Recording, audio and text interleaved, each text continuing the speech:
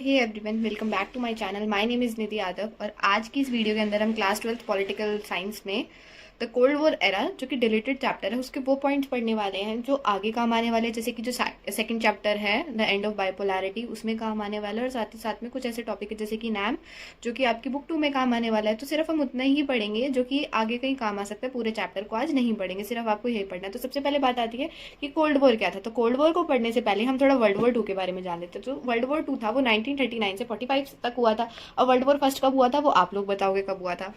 तो world war second के अंदर दो पावर्स फाइट कर रही थी, एक थी एक्सिस पावर और दूसरी थी एलाइड पावर्स। ठीक है, तो जो एक्सिस पावर्स थी वो वर्ल्ड वॉर सेकंड के अंदर हार गई थी, और वहीं जो एलाइड पावर्स थी वो विनर थी। एलाइड पावर के अंदर आता था US, USSR, Britain and France. वहीं एक्सिस पावर के अंदर आता था इटली, जर्मनी एंड जापान। ठीक है, तो बात आती है कि ये वॉर खत्म कैसे हुई थी। तो जो यूएस था, यूएस ने जापान के एक एरिया, एक नहीं दो एरिया, हिरोशिमा और नागासाकी के ऊपर जो है बॉम्ब गिरा दिया था। ठीक है, जिसकी वजह से आज के टाइम में भी वहाँ के जो लोग हैं वो हैंडीकैप ही पैदा होते हैं।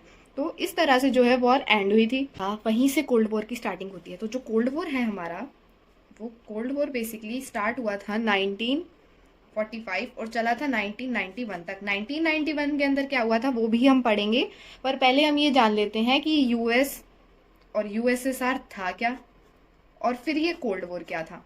ठीक है, तो कोल्ड वॉर एक ऐसा पीरियड था जिसमें कोई भी लड़ाई नहीं हुई थी, पर जो पावर्स थी वो अपना डिटरेंस दिखा रही थी, अपना इन्फ्लुएंशियल एरिया को बढ़ाई जा रही थी, अपनी टेरिटरी को बढ़ाने में लगी हुई थी, और साथ ही साथ में जो है अपनी पावर को शो करके दबदबा बना के जो है लड़ाई हो रही थी। तो ये था हमारा कोल्ड वॉर, जहाँ पे किसी ने भी वेपन्स का यूज ना करके लड़ाई को लड़ा था, अपने आप को सुप्रीम दिखाने की कोशिश की थी। वॉर में क्या होता है, यही तो दिखाते ना कि हम सुप्रीम हैं इसलिए हम वॉर को जीत गए। तो ऐसे ही कोल्ड वॉर था, अपने आप को सुप्रीम दिखाने की कोशिश चल रही थी। अब क्या होता है कि जीतने वाली पावर्स में सबसे ज्यादा पावरफुल यूएस और यूएसएसआर बन जाते हैं। तो ये क्या करते हैं, एक इमेजिनरी डिवीजन कर देते हैं वर्ल्ड का। वर्ल्ड को, जैसे ये वर्ल्ड है तो इसका एक इमेजिनरी डिवीजन हो जाता है ईस्टर्न और वेस्टर्न ब्लॉक में। तो जो ये ईस्टर्न ब्लॉक था ये यूएसएसआर से लड़ किया था, और जो वेस्टर्न ब्लॉक था, जैसे कि हम कहते हैं ना वेस्टर्न वर्ल्ड है, वेस्टर्न, तो हम उसमें अमेरिका की बात करते हैं। तो वहीं जो ये वेस्टर्न वर्ल्ड था ये था हमारा यूएस।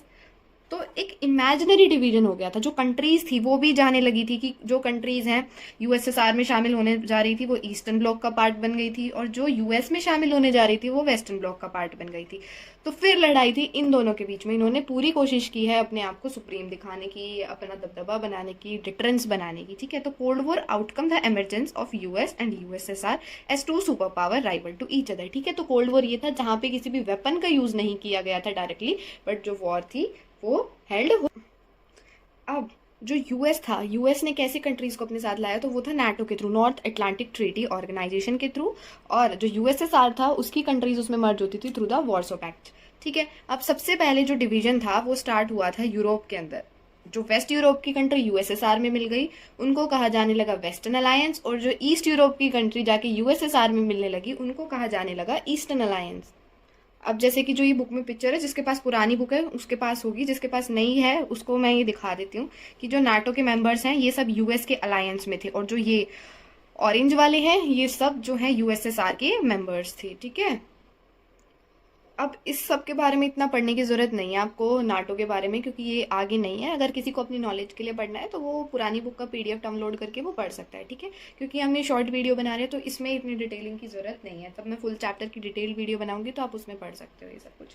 ठीक है, फिर बात आती है, एक बार यूएसएसआर को पढ़ लेते हैं कि यूएसएसआर क्या था। तो यूएसएसआर जो था इसके अंदर 15 कंट्री थी। इसकी फुल फॉर्म जो है वो है union of Soviet socialist Republic. ठीक है, जिसको सोवियत यूनियन भी कहा जाता है। जो यूएसएसआर है इसको सोवियत यूनियन भी कहा जाता है। इसके अंदर 15 कंट्रीज हैं। इसका हेड जो है वो रशिया था, तब ये था एग्जिस्टेंस में, और उसके बाद जो यूएसएसआर तब ब्रेक डाउन हुआ तो इसका सक्सेसर भी रशिया ही बना था।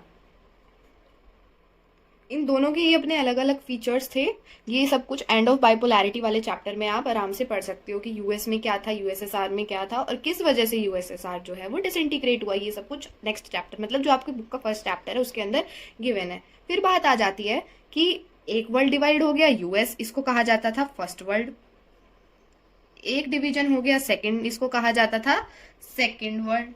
तो अब ये थर्ड वर्ल्ड क्या था, तो अब इस थर्ड वर्ल्ड को पढ़ते हैं जिसको हम कहते हैं नैम, नॉन अलाइनमेंट मूवमेंट, जो कि इंडिया था इसका। तो हम इसलिए स्पेशल फोकस इसलिए करेंगे क्योंकि नैम जो था वो इंडिया से रिलेटेड था।